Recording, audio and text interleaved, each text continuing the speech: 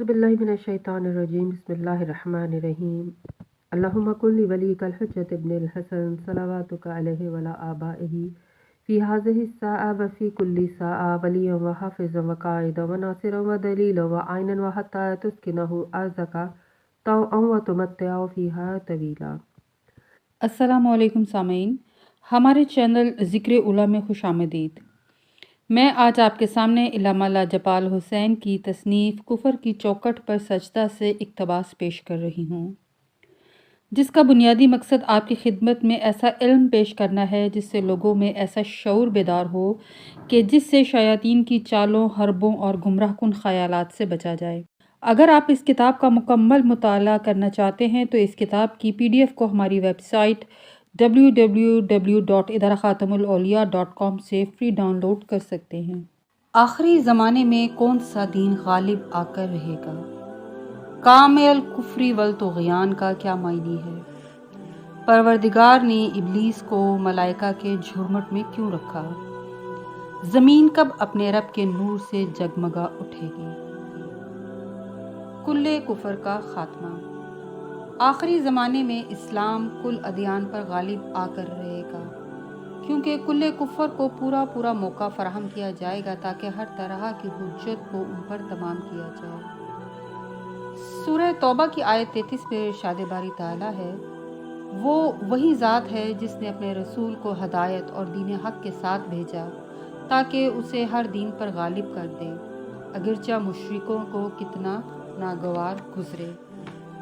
کتاب اکمال الدین میں امام جعفر صادق سے مروی ہے کہ خدا کی قسم اس کی تعویل بعد میں نازل نہیں ہوئی، اور اس کی تعویل اس وقت تک نازل نہیں ہوگی جب تک امام قائم علیہ السلام تشریف نہ لے آئیں، اور جب قائم علیہ السلام تشریف لائیں گے تو کوئی کافر اور امام کی ذات میں کسی کو شریک قرار دینے والا باقی نہ ہوگا جو قائم کے تشریف لانے کو ناپسندیدگی کی نگاہ سے دیکھتا ہو، یہاں تک کہ اگر کوئی کافر یا مشرک کسی چٹان کی تہ میں ہوگا تو وہ چٹان آواز دے گی، اے مومن مجاہد، میری تہ میں کافر ہے، مجھے توڑ کر اسے قتل کر دو۔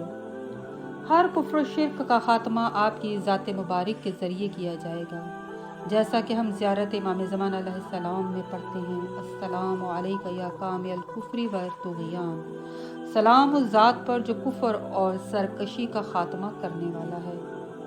لغت میں اس کے معنی و مفاہیم کئی حوالوں سے بیان ہوئے ہیں، مگر ہم کچھ معنی اختصار کے ساتھ بیان کرتے ہیں۔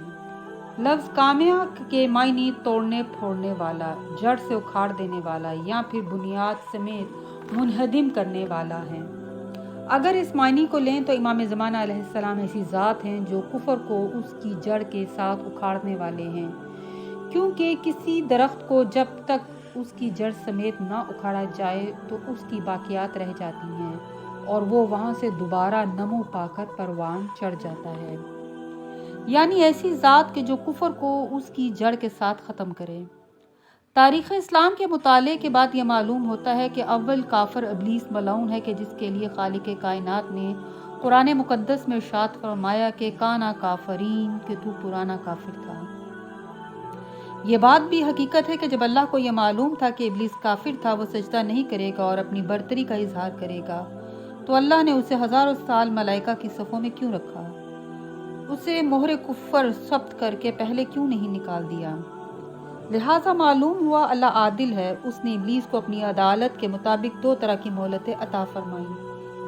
پہلی مہلت ابلیس کو جو عطا ہوئی اس کا تعلق پیکر آدم میں روح پھونکنے سے ماقبل اور حکم سجدہ کے آنے سے پہلے تھا۔ ایسی مہلت میں ابلیس کافر تھا۔ اللہ کے علم ازلی و ابدی اور وقوعی میں یہ بات موجود تھی۔ تو پھر سوال یہ ہے کہ اے پروردگار، تو نے کفر کو ملائکہ کے جھرمٹ میں کیوں رکھا؟ تو ندا آئی کہ جب تک میں اپنی حجت کو ظاہر نہ کر دوں، اپنے نمائندہ خاص کی خلافت کا اظہار نہ کر دوں اور سجدے کا حکم نہ دے دوں، تب تک میں مہلت دیتا ہوں تاکہ کافر کا کفر اپنے عروج پر پہنچ جائے اور باطن کی بات زبان پر آئے، پھر میں اس کو اپنی بارگاہ سے راندہ درگاہ کر دوں، تب تک کفر چھپا رہتا ہے۔ مگر جب اللہ نے ابلیس کو اپنی بارگاہ سے نکال دیا اور اس کو انکار سجدہ کے بعد کافر اور شیطان قرار دے دیا، تو اب جو اس کو مہلت عطا ہوئی وہ اس کی ظاہری عبادتوں کا نتیجہ تھی، اور اس نے قسم بھی کھائی کہ میں ہر ایک کو گمراہ کروں گا سوائے تیرے مخلصین کے۔ یعنی کفر کی اصل بنیاد شیطان ملعون ہے۔ امام زمانہ کو ہم سلام میں یا کامل کفری و طغیان کہتے ہیں کہ آپ پر سلام ہو جو کفر اور طغیان کو مکمل ختم کرنے والے ہیں۔ اور میں نے عرض کیا کہ لفظ کامے کا معنی جڑ سمیت اکھاڑ دینے والا یا بنیاد سمیت منہدم کرنے والے کے ہیں۔ اب کفر کی اصل اعلیٰ ابلیس ملعون ہے۔ تاریخ معصومین علیہ السلام میں کفر ہر لمحہ مد مقابل رہا، بلکہ تاریخ انبیاء میں کافر ترین افراد کے ہاتھوں معصوموں کا قتل ہوتا رہا۔ اللہ کی کل کائنات میں انبیاء کرام کا قتال بھی زمانے کے شکی القلب اور کفر و عناد رکھنے والوں کے ہاتھوں ہوا، یہاں تک کہ حضرت عیسیٰ کو شبیہ بنا کر آسمان پر اٹھایا گیا، کیونکہ دنیا میں ہر طرف کفر کا راج تھا۔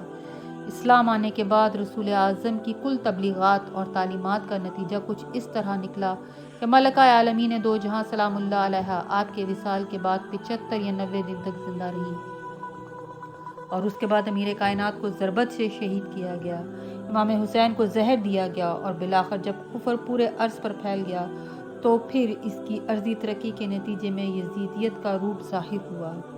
سرزمین ارض کربلا پر شہنشاہ کل ایمان کے وارث حجت اللہ امام حسین علیہ السلام کفر کی بنیادوں کے ساتھ اس طرح مد مقابل ہوئے کہ اسلام کے مردہ بدن میں حسین کی روح داخل ہو گئی، مگر عرب کے ظالم ترین شکیوں نے کل اسلام کو 13 ضربوں سے قطع کر کے یہ سمجھا کہ شاید ظلم نے روح حسین کو قتل کر دیا، مگر ان کو پتہ نہیں تھا کہ حسین کی روح اللہ کی کل شریعت و اسلام میں اس طرح داخل ہوئی کہ کفر بے حجاب ہو گیا۔